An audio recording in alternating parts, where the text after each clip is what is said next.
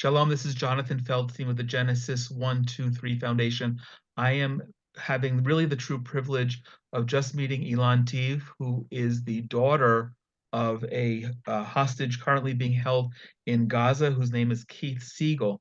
Keith is an American, a dual citizen, American Israeli, and he was taken hostage along with his wife, who fortunately was released after 51 days. But Keith is still there.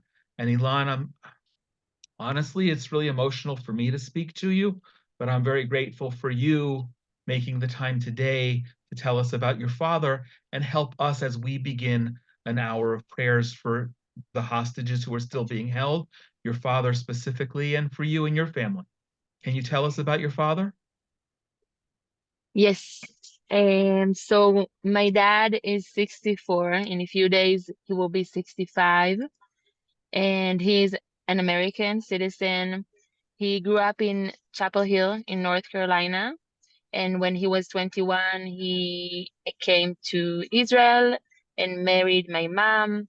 And they lived in Kibbutz Kfar Aza for almost around 40 years.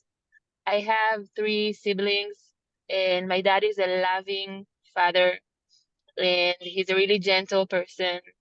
He likes people. He's a people person. He likes to listen. He likes to talk to people, and he really loves music, all kinds of music. And he has five grandchildren, and he's an amazing grandpa.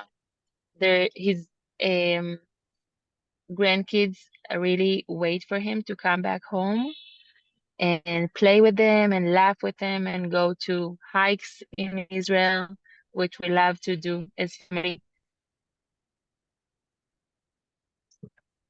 Okay, we lost you for just a moment. You were saying about his hiking? Yes, Okay. One of the yes. things, my son was called up on October 7th and October 8th. He was in Kfar Aza. He's a paratrooper. And one of the things that was so hard for me about him being called up and then eventually going into Gaza is not knowing where he is and what's going on.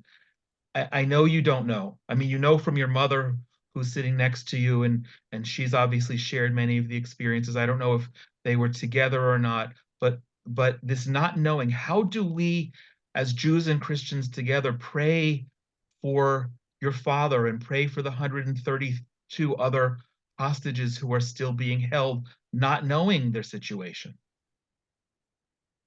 So I can share with you what we do as family. We do two things. One is we picture him in our minds, in our thoughts, healthy and smiling and with other people around him. We really try to imagine the best picture that we can of him. We try to feel that he that he and really like try to picture him in our heads and in our thoughts as surviving this moment in the very best, if you can say.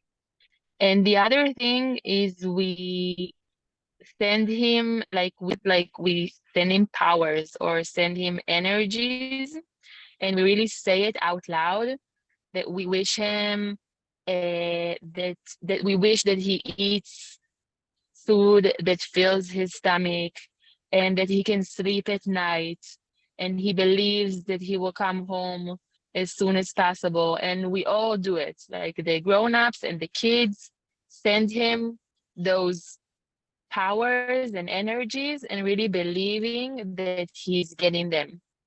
That's very helpful and very emotional.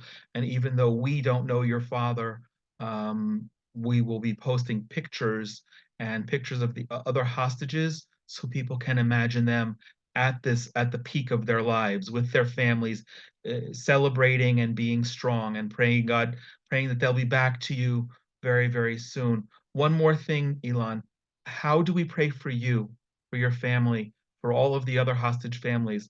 I know it's heartbreaking. I know I can't imagine honestly how you get through the day. But how do we pray for you?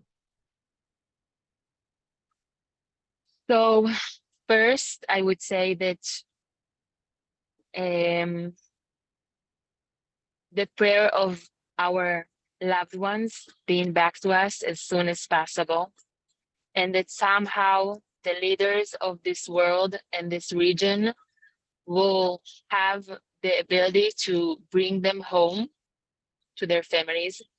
And for us, I guess to stay positive, to believe.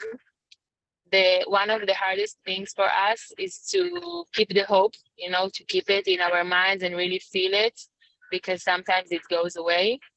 And to stay together, to feel the power and feel the people that love us and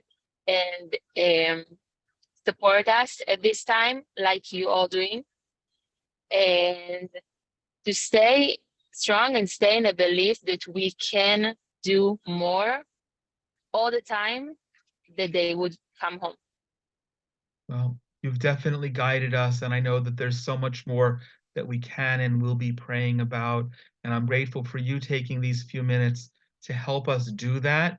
And I look forward, and I know I speak on behalf of all the thousands of people who are participating in this global prayer for Israel, that we look forward also to celebrating with you and your father and his 65th birthday, and many, many, many other birthdays and happy occasions with you as a family together, God willing.